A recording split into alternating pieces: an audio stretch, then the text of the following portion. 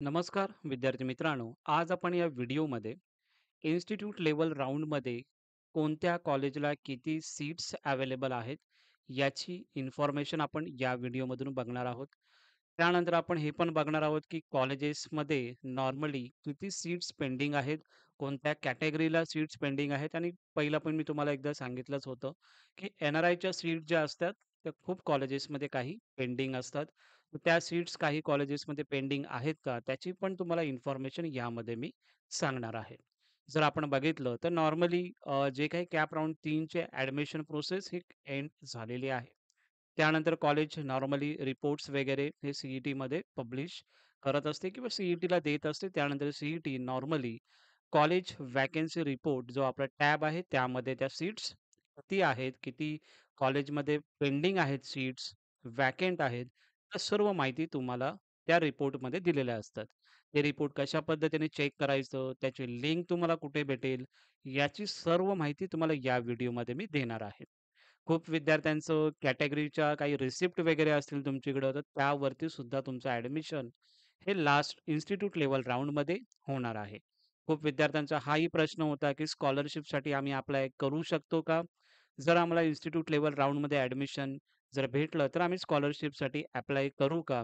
याची सुद्धा माहिती तुम्हाला या व्हिडिओमध्ये मी सांगणार आहे. पूर्ण व्हिडिओ बघा, जेणेकरून सर्व डाउट्स तुमचे या व्हिडिओमधून क्लिअर होतील.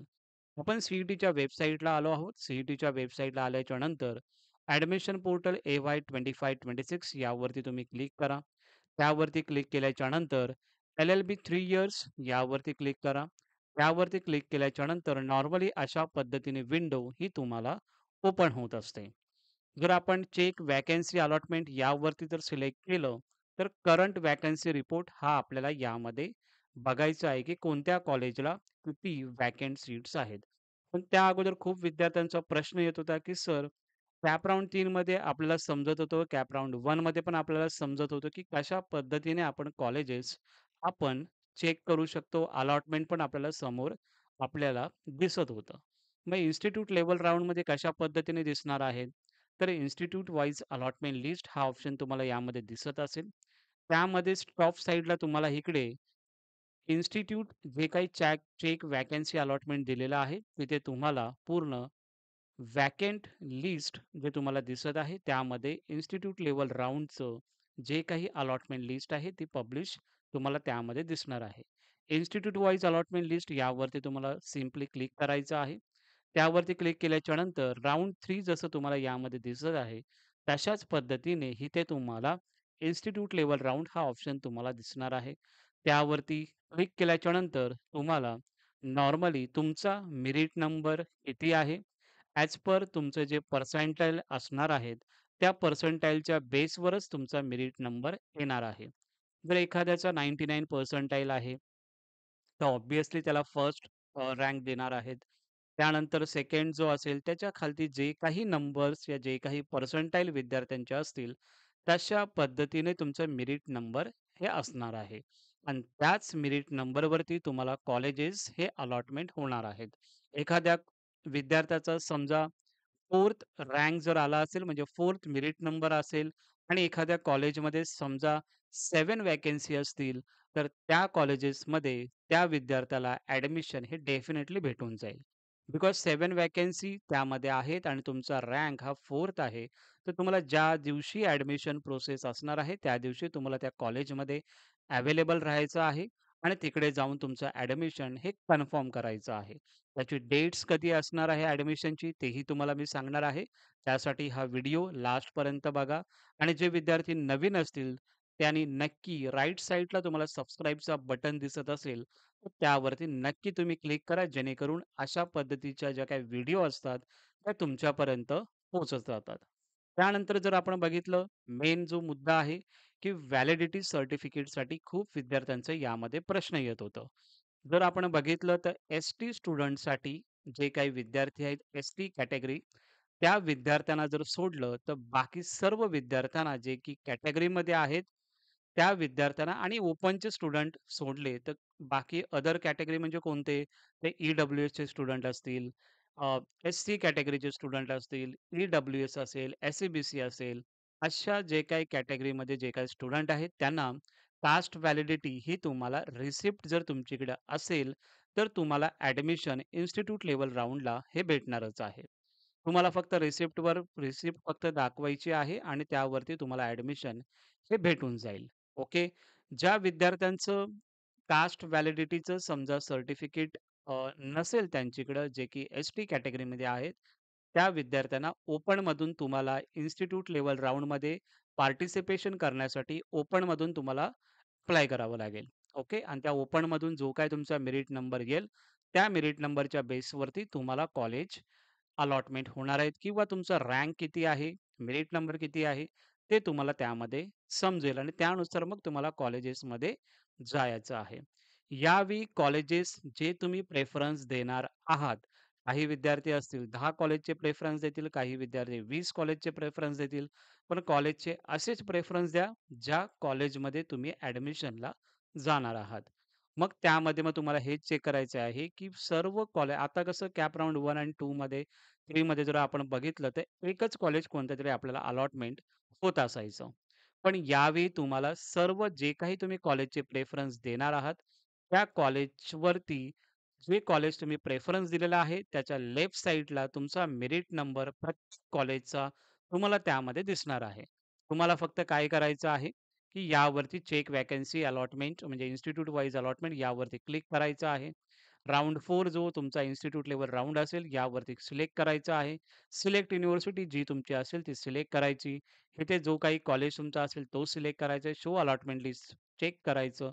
क्लिक करायचं आणि सीरियल नंबर असेल तिथे तुम्हाला मेरिट नंबर असं लिहिलं असेल आणि 1, 2, 3 हे जे असतील हे तुमचे मेरिट नंबर असतील आणि ज्या विद्यार्थ्यांचं चांगलं मेरिट असेल, अशा विद्यार्थ्यांना त्यामध्ये ॲडमिशन होण्याचे चान्सेस हे जास्त असणार आहेत. जर आपण आता बघितलं, तर अशा पद्धतीने तुम्हाला जर माहिती असेल, की आता काही कॉलेजेसमध्ये व्हॅकंट सीट्स या खूप आहेत आणि काही कॉलेजेस जर आपण बघितलं, त्यामध्ये मॅनेजमेंटच्या पण काही सीट्स असतात. काही एन-आर-आयच्या पण सीट्स असतात, जे की कन्व्हर्ट होत असतात. ओपनसाठी पण कन्व्हर्ट होतात. ओपनचे कॅन्डिडेट नसतील, तर कॅटेगरीसाठी म्हणजे तुमच्या मेरिटच्या वरच कॉलेज तुम्हाला अलॉटमेंट हे देत असतं. जर एकदा आयडिया जर आपण बघितली, तर एवढे पूर्ण 14,193 जर बघितलं आत्तापर्यंत एवढे ॲडमिशन झालेले आहेत. त्यामधून जर मी इनटेक सीट जर बघितली तर 23,404 एवढे आहेत.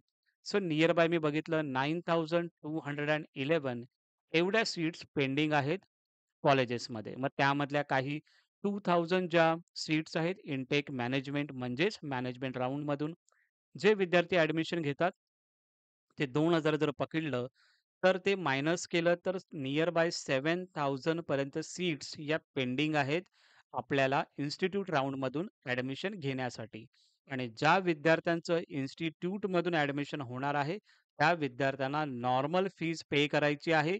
जो स्टुडंट कॅप राउंड 1 आणि 2 मध्ये जो फीज पे करणार आहे, तीच फीज तुम्हाला पे करायची आहे. फक्त ज्या विद्यार्थ्याचं मॅनेजमेंटमधून समजा ॲडमिशन होत असेल, अशाच विद्यार्थ्यांना फीस तर पे करावीच लागणार आहे तुम्हाला. प्लस जे काही डोनेशन वगैरे असेल ते तुम्हाला द्यावे लागेल. ॲक्चुअली तुम्हाला तर माहिती आहे मी हर वेळा दरवेळी तुम्हाला एकच बोलत असतो. मॅनेजमेंट राउंडमधून मी सध्या कुणालाच सांगत नाही, की मॅनेजमेंटमधून घ्या.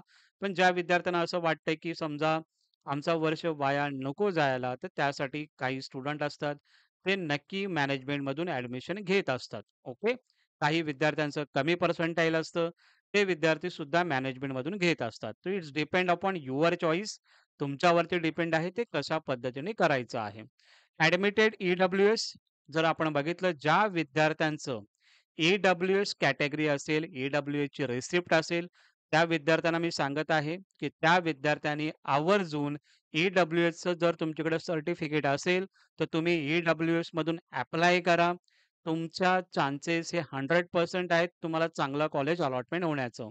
कारण की 662 एवढे ॲडमिटेड झालेले आहेत कॉलेजेसमध्ये ॲडमिशन आणि त्यामध्ये जर आपण मायनस जर केलं, तर याच्यामध्ये नियर बाय 986 म्हणजेच 1,000 पर्यंत सीट्स ह्या पेंडिंग आहेत. ज्या सीट्स फक्त ई-डब्ल्यू-एस कॅटेगरी विद्यार्थ्यांनाच दिल्या जातात. त्याच्या व्यतिरिक्त या सीट्स कोणालाही कन्व्हर्ट केल्या जात नाही. ओके. सो जे विद्यार्थी ई-डब्ल्यू-एसमध्ये असतील, त्या विद्यार्थ्यांनी नक्की तुम्ही चांगल्या कॉलेजमध्ये अप्लाय करा, ज्या कॉलेजेसमध्ये व्हॅकंट सीट्स असतील. त्या कशा पद्धतीने चेक करायच्या आता तुम्हाला यामध्ये मी सांगतच आहे. जसं की चेक व्हॅकन्सी अलॉटमेंट यावरती तुम्हाला सिम्पली क्लिक करायचं आहे. करंट व्हॅकन्सी रिपोर्ट यावरती क्लिक करा. त्यानंतर ज्या कॉलेजमध्ये तुम्हाला अप्लाय करायचं आहे, त्या कॉलेजला तुम्ही सिलेक्ट करा.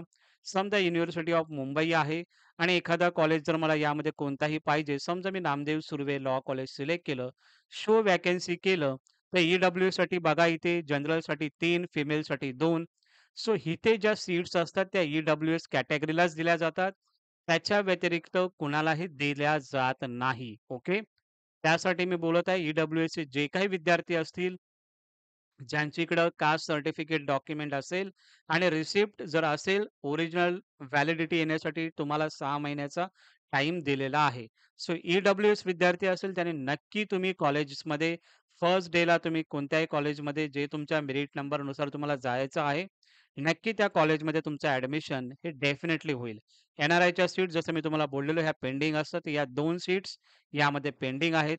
मॅनेजमेंटच्या 9 जागा यामध्ये पेंडिंग आहेत. आणि बाकीच्या कॅटेगरी म्हणजे ओपन, एस-सी त्यानंतर जर आपण बघितलं एस-सी-बी-सी यासाठी सुद्धा या कॉलेजेसमध्ये पेंडिंग आहेत सीट्स म्हणजेच व्हॅकंट सीट्स आहेत. त्यावरती तुम्हाला ॲडमिशन भेटणार आहे. नंतर जर आपण एखादा कॉलेज जर बघितलं, दुसरा जर कॉलेज जर आपण यामध्ये चेक केलं, एक रँडमली मी चेक करत आहे कोणताही एक कॉलेज, सिद्धार्थ कॉलेज जर आपण बघितलं, तर गव्हर्नमेंट एडेडच्या सीट्स यामध्ये एन-आर-आयच्या 2 आहेत. ओपनच्या 3-3 आहेत आणि ई-डब्ल्यू-एस इथे बघा किती आहेत. टोटल 12 सीट्स यामध्ये ई-डब्ल्यू-एसच्या यामध्ये पेंडिंग आहेत. जे काही सिद्धार्थ कॉलेज हा गव्हर्नमेंट एडेड कॉलेज आहे.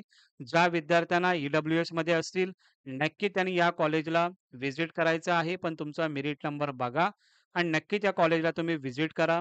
आणि समजा एखाद्या विद्यार्थ्याचं कमी पर्सेंटाइल असेल आणि त्या विद्यार्थ्याकडे ई-डब्ल्यू-एसचं सर्टिफिकेट असेल आणि तिकडे कोणीही ई-डब्ल्यू-एस जर कॅन्डिडेट नसेल, तुम्हाला ती सीट डायरेक्टली भेटेल आणि मग तुम्हाला नॉर्मल फीज पे करायची आहे. पण त्यासाठी तुम्हाला सिद्धार्थ लॉ कॉलेज प्रेफरन्स तुम्हाला देणं गरजेचं आहे.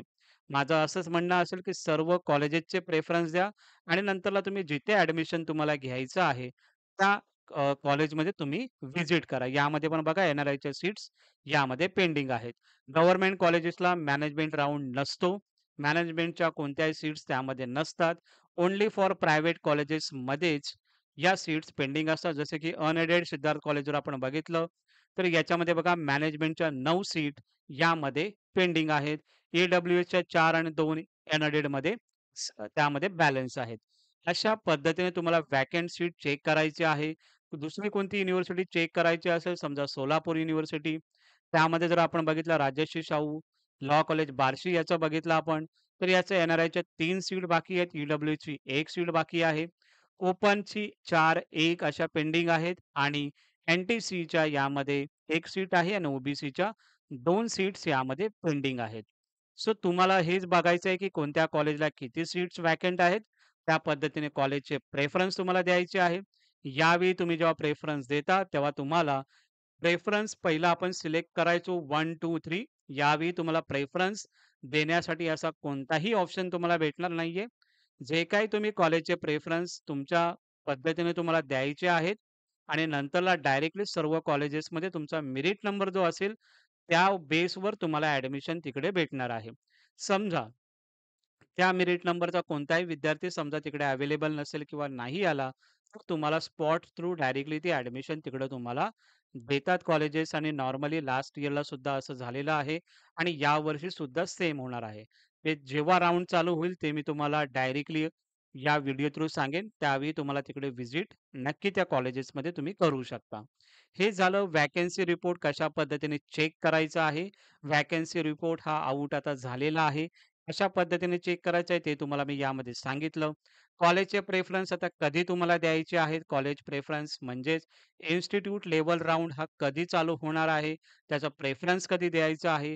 त्याची माहिती तुम्हाला यामध्ये देईन. पण त्या अगोदर स्कॉलरशिप फॉर्म भरण्यासाठी आपण डायरेक्टली इन्स्टिट्यूट राउंडमध्ये जर तुम्हाला कॉलेज अलॉटमेंट होत असेल, तर तुम्ही स्कॉलरशिपसाठी ॲप्लाय नाही करू शकत. जे स्टुडंट इन्स्टिट्यूट राउंडमध्ये पार्टिसिपेट करत आहात ते विद्यार्थी. पण कॅप राउंड 1 आणि कॅप राउंड 2 आणि कॅप राउंड 3 या राउंडमध्ये जे विद्यार्थ्यांना कॉलेज ॲडमिशन झालेलं आहे असे विद्यार्थी डायरेक्टली अप्लाय करू शकतात स्कॉलरशिप टी-पी-टीसाठी. उद्या पहा जे काही व्हिडिओ असेल किंवा परवा असेल कशा पद्धतीने अप्लाय करायचं आहे, त्याची व्हिडिओ मी पब्लिश करणारच आहे. जेणेकरून तुम्हाला त्याची नक्की हेल्प होईल आणि आता कोणत्या डेट्स आहेत ते एकदा तुम्हाला मी यामध्ये सांगत आहे. जर आपण बघितलं इन्स्टिट्यूट लेव्हल राउंड जर डिस्प्ले व्हॅकन्सी 15 सप्टेंबर 2025 ही डेट आहे. पण ही डेट जर आपण बघितले तर कॉलेजेसची जी लास्ट डेट होती ॲडमिशनची ही 13 सप्टेंबर 2025 यामध्ये ॲडमिशन घेण्याची लास्ट डेट होती आणि कॉलेजने नॉर्मली या ज्या सीट्स आहेत त्या सी-ई-टीला ऑलरेडी दिलेल्या आहेत आणि त्याच पद्धतीने तुम्हाला तो डेटा मी दाखवलेला आहे. आता ज्या विद्यार्थ्यांचं खूप प्रश्न होते, की सर कॉलेजमध्ये जाऊन आम्हाला डायरेक्टली कॉलेजचे प्रेफरन्स तिकडे द्यायचे आहेत, की ऑनलाईन द्यायचे आहेत? सो यामध्ये डायरेक्टली लिहिलेलं आहे, online option college choices institute level admission. म्हणजे काय, की तुम्हाला हा जो कॉलेजचे प्रेफरन्स हे तुम्हाला ऑनलाईनच द्यायचे आहेत. ते कशा पद्धतीने द्यायचे आहेत, त्याची सविस्तर व्हिडिओ तुम्हाला येईल. त्यासाठी हा चॅनल सबस्क्राईब करून ठेवा. स्टेप बाय स्टेप सर्व गोष्टी तुम्हाला मी यामध्ये सांगणारच आहे. 16 सप्टेंबर 2025 ते 18 सप्टेंबर 2025 यामध्ये तुम्हाला कॉलेजचे जे काही प्रेफरन्स हे तुम्हाला द्यायचे आहेत. हे राउंड जेव्हा चालू होईल त्यावेळी पूर्ण व्हिडिओ डिटेलमध्ये येईलच. पण तुम्ही कॉलेजचे प्रेफरन्स हे तुम्हाला ऑनलाईन द्यायचं आहे. कॉलेजमध्ये जायची गरज नाही आहे. आणि ज्या विद्यार्थ्यांना काही प्रॉब्लेम आहे, डॉक्युमेंट्समध्ये प्रॉब्लेम आहे, मार्कशीटमध्ये प्रॉब्लेम्स आहे, ॲप्लिकेशन फॉर्ममध्ये पेंडिंग आहे, ते विद्यार्थी ॲप्लिकेशन फॉर्म या डेटला म्हणजे 16 सप्टेंबरला ॲप्लिकेशन फॉर्म तुमचा एडिट तुम्ही करू शकता. ॲप्लिकेशन फॉर्ममध्ये काही चेंजेस करायचे असतील, चेंजेस करू शकता तुम्ही आणि डायरेक्टली जे चेंजेस केल्याच्या नंतर ॲप्लिकेशन फॉर्म हा डाउनलोड करा. त्याची प्रिंटआउट तुमच्याकडे ठेवा कारण की ते कॉलेजमध्ये चेक केलं जातं. सो ते सर्व केल्याच्या नंतर कॉलेजचे प्रेफरन्स दिल्याच्या नंतर, कॉलेजचा प्रेफरन्स दिल्याच्या नंतर त्याचे सुद्धा प्रिंटआउट तुम्हाला काढून ठेवायची आहे. ही सर्व प्रोसेस झाल्याच्या नंतर तुमची ऑनलाईन मेरिट लिस्ट ही पब्लिश होते कॅप पोर्टलला. ओके. कॅप पोर्टलला पण पब्लिश होते. जे विद्यार्थी खूप प्रश्न होते, की सर ही जी मेरिट लिस्ट आहे कॉलेजमध्येच पब्लिश होईल का? की आम्हाला ऑनलाईन जशी मेरिट लिस्ट कॅप राउंड 1, 2, 3 ची व्हायची तशी होणार आहे का? सो ही जी मेरिट लिस्ट आहे कॅप पोर्टलला तुम्हाला दिसणारच आहे. प्लस नोटीस बोर्ड असेल कॉलेजचा त्यावरती पण समजेल. वेबसाईटला सुद्धा कॉलेजच्या समजणार आहे आणि जसं मी तुम्हाला सांगितलं कॅप पोर्टलला सुद्धा तुम्हाला माहिती पडणार आहे. ते 20 सप्टेंबर 2025 5च्या नंतर तुम्हाला ही डेट आहे 20 सप्टेंबर 5च्या नंतर तुम्हाला समजेल आणि त्याची व्हिडिओ प्रॉपरली मी तुम्हाला बनवेनच. त्याचं टेन्शन तुम्ही घेऊ नका. मग त्या पब्लिश झाल्याच्या नंतर तुम्हाला समजेल की तुमचा मेरिट लिस्टमध्ये मेरिट नंबर किती आहे त्याच्यावरतीच तुमचं ॲडमिशन इन्स्टिट्यूट लेव्हल राउंडमध्ये होणार आहे आणि त्या कमी फीजमध्ये तुमचं ॲडमिशन होणार आहे. समजा तुमचं ॲडमिशन समजा होत नसेल, तर काही विद्यार्थी मॅनेजमेंटमधून ॲडमिशनसाठी घेऊ शकतात. ओके. त्या पद्धतीने पण तुम्ही घेऊ शकता ॲडमिशन आणि जे विद्यार्थ्यांचं मेरिट लिस्ट चांगलं आहे, म्हणजेच काय ज्या विद्यार्थ्यांचं पर्सेंटाइल हे चांगलं असणार आहे, त्या विद्यार्थ्यांना डेफिनिटली तिकडे ॲडमिशन हे भेटणारच आहे.